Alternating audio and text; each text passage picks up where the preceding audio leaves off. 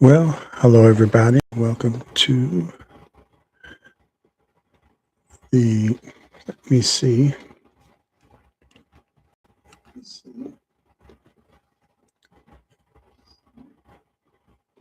Okay. Okay. Okay.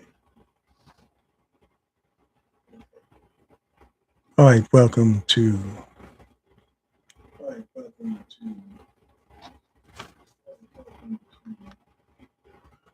All right. Welcome to. All right. I just had the echoes, and I believe I cut them out. But anyway, welcome to the Slim Nation one-on-one experience. And you see, I have my Coffee Talk hat on and my Slim Nation shirt. But just wanted to come up here briefly on this.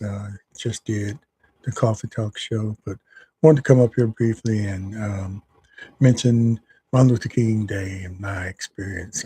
I don't think, I know I was in junior high school when he was assassinated, and I believe the seventh or eighth grade had to be one of those two. And I just happened to be laying here.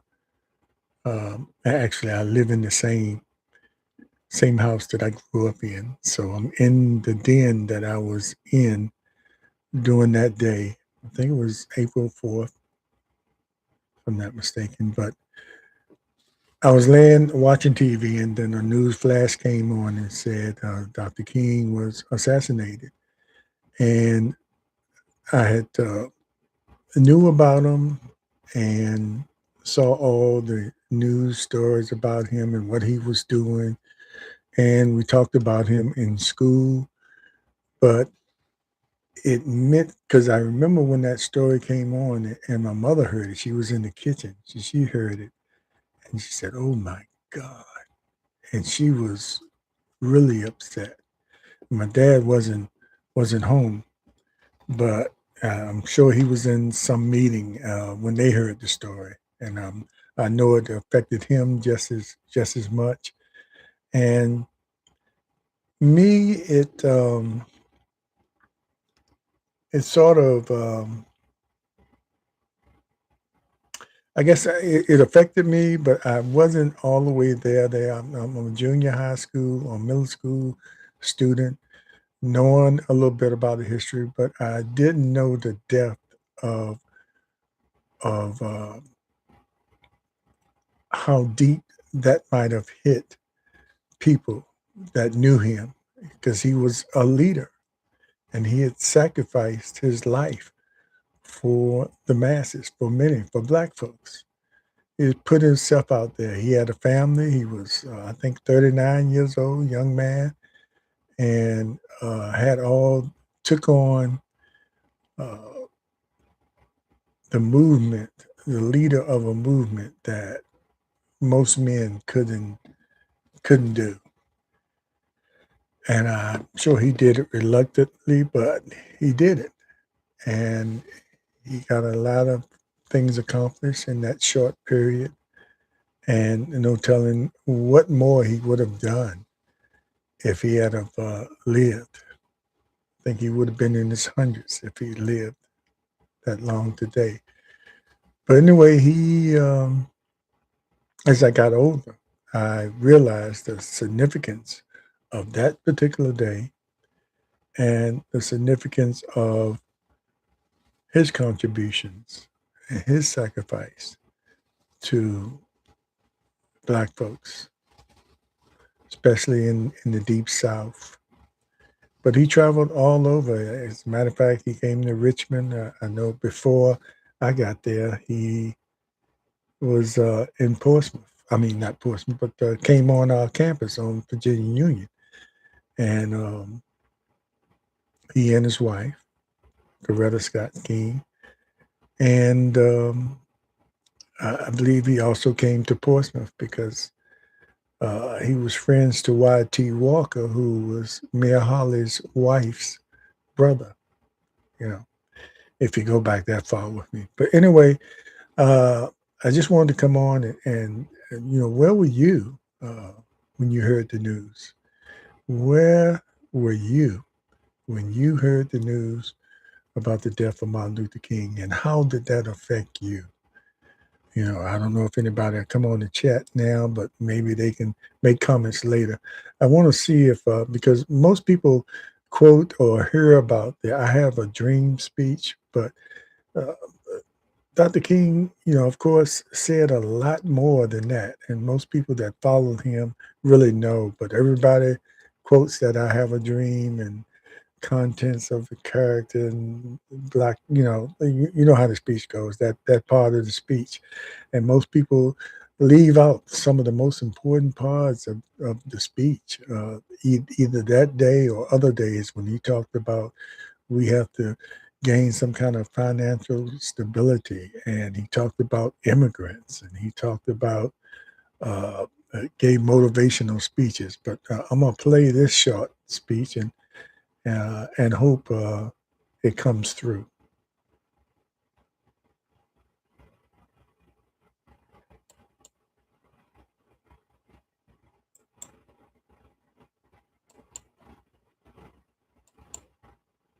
What you do now and what you decide now at this age may well determine which way your life shall go. And the question is whether you have a proper, a solid, and a sound blueprint. And I want to suggest some of the things that should be in your life's blueprint.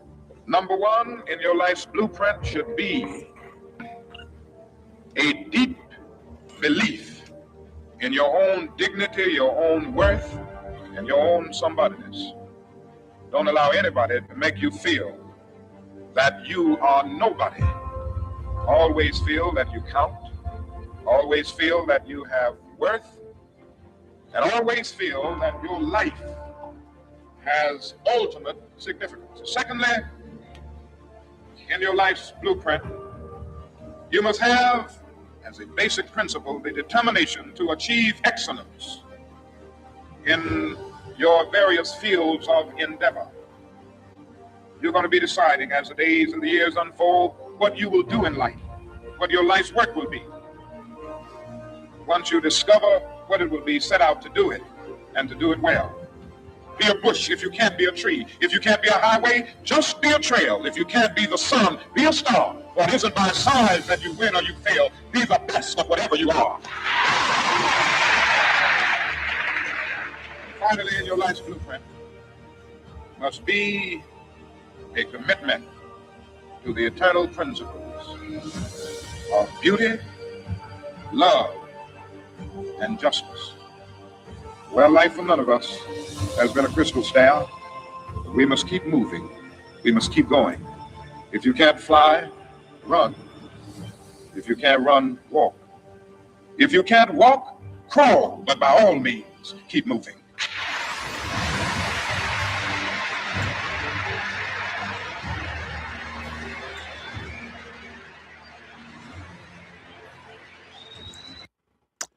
By all means, keep moving.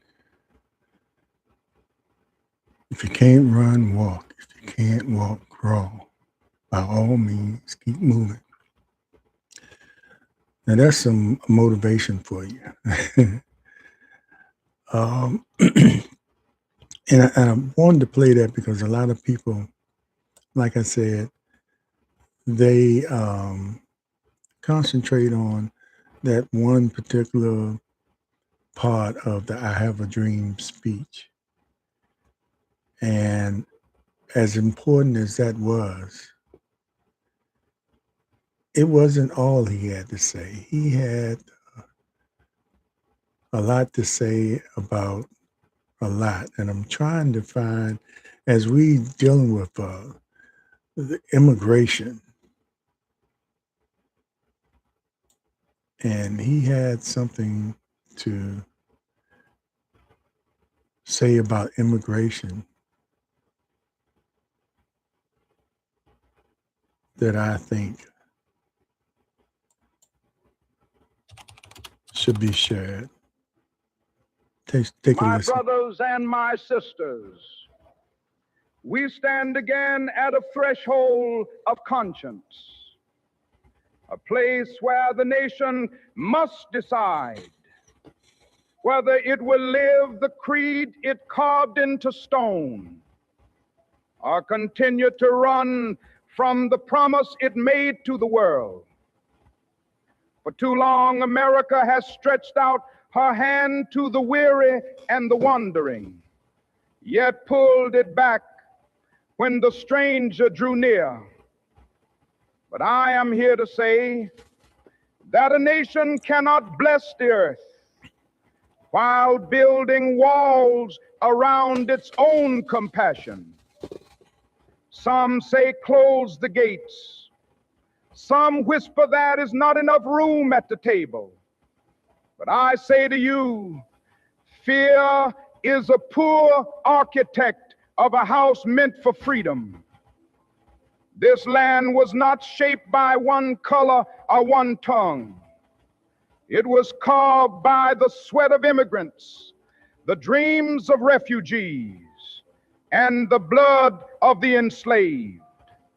Together they built a nation that has not always loved them back.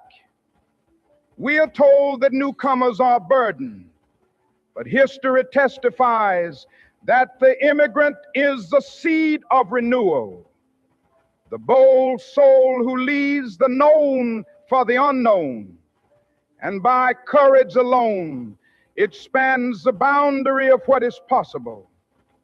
Let us never forget, nobody chooses to uproot their life for comfort.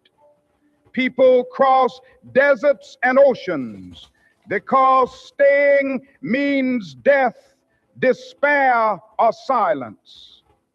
We who preach liberty to the nations cannot turn our backs when the nations come knocking at our door. And though men draw borders with pins and fences, God draws only one circle, the circle of humanity. Within that circle, no race is foreign, no language is alien, and no child is illegal. We are caught in an inescapable network of mutuality. If we deny justice to the newcomer today, tomorrow that denial will find its way back to our own doorstep. The chains forged for one group soon rattle on the wrist of us all.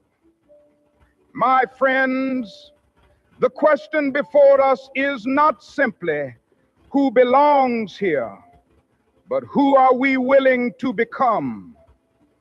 Will we be the nation that trembles when strangers arrive, or the nation that remembers it was once a stranger itself? Will we clutch our blessings like misers, or scatter them like seeds destined to grow? Let us choose the courage of welcome.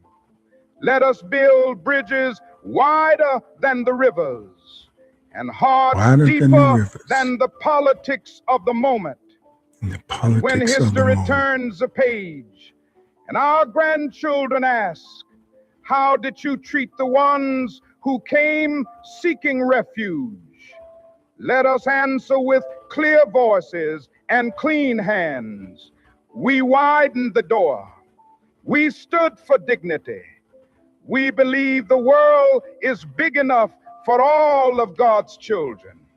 For that is how freedom rises, not by shutting people out, but by inviting the world in and daring to live as one human family.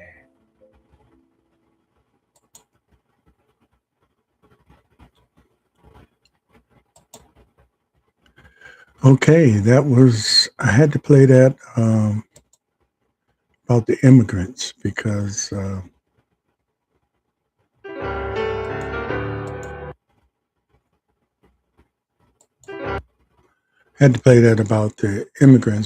that seems to be a big issue these days with our present president and a lot of other people the MAGAs and other people. It's not always the president and the MAGAs. A lot of people feel a certain way about the immigrants and the people that were here, the indigenous people, that they don't matter, and they are the ones that really built this country.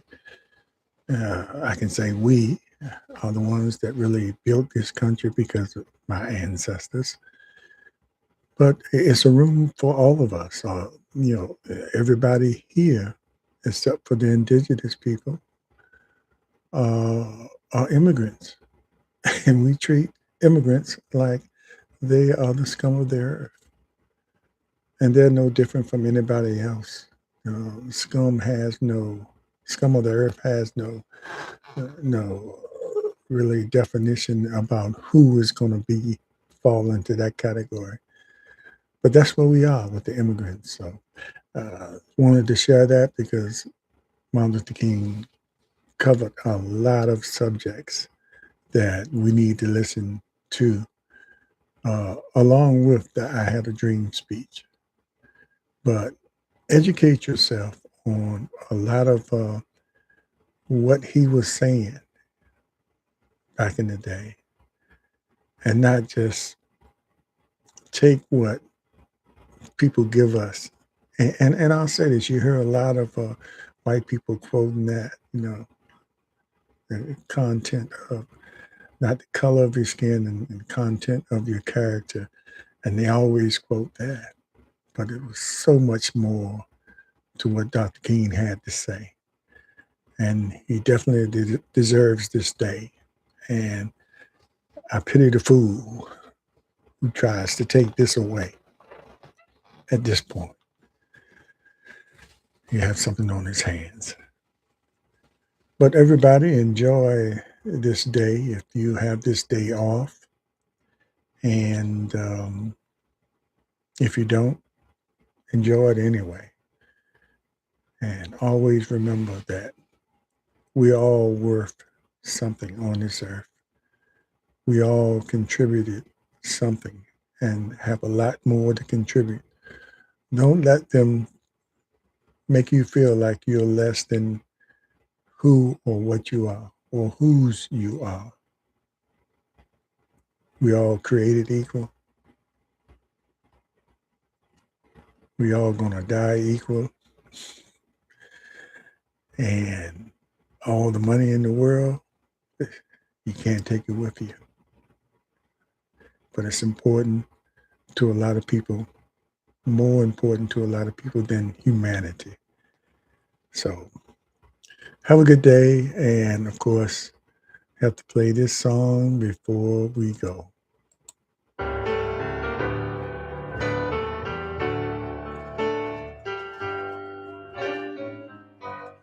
Lift every voice and sing till earth and heaven ring with the harmonies of liberty. Let our rejoicing rise high as the listening skies. Let it resound loud as the rolling sea. Sing Love song full of faith and the darkness that taught us. Sing love song full of the hope that the present has brought us. I always want to sing that part because it's so difficult. Son of a new God, let us march on to victory is won. Stormy the road we trod, bitter the chase we run. Listen to these words. The days when hope unborn and died, yet with a steady beat and a weary feet, come to the place for which our parents sighed. We have come over the way that we Jesus been watered.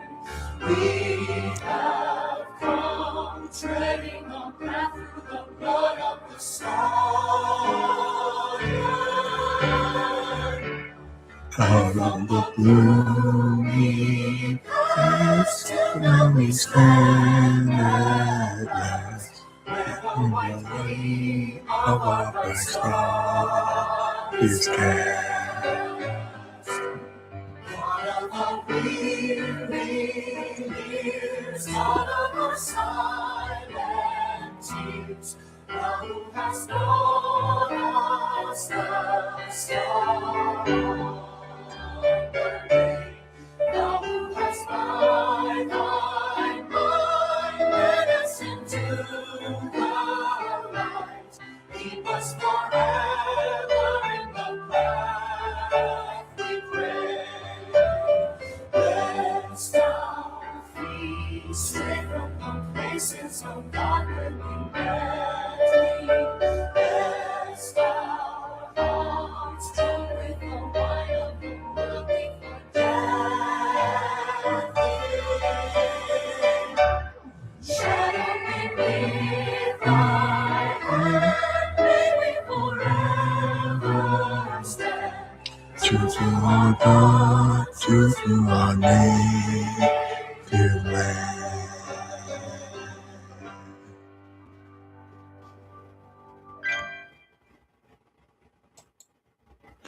All right, that was the Negro National Anthem.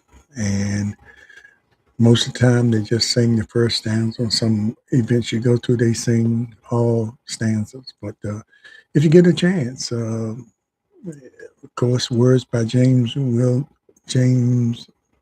Weldon Johnson. I just want to make sure I got that middle name straight. And music by John Johnson. And that was in 1900 when the words and the music were created for that song. And it's been the national anthem, Negro national anthem, ever since then. And the words to me mean a whole lot more than the Star Spangled Banner, because it's just so much controversy in those words when they were written and who they excluded. But, it is our national anthem, and the basic words of it is appreciating our country. But I think each time we sing one, we should sing the other if we are present, because the Negro anthem really identifies with us and the struggle. Okay, everybody, take care, and thanks for letting me share that with you. That's just my version of celebrating Martin Luther King Jr. Day and how significant he was to all of us and the ultimate sacrifice that he made for us to be free. We're still not there, but the words are so inspiring to keep us going. Whenever you feel like it's no hope or it seems hopeless, just go to Google or YouTube and pull up some of his speeches. I mean, the ones that you haven't heard before about subjects that you didn't think he covered. But he covered a lot of ground in his speeches, a lot of subjects and issues that are relevant today and very motivational to listen to and to get us going again, even with everything that we're facing today. We're going to make it. But every once in a while, we need that lift. Take care, everybody.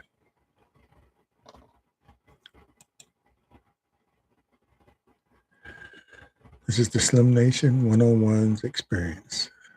We'll see you next time when we have a guest on the Slim Nation 101's experience.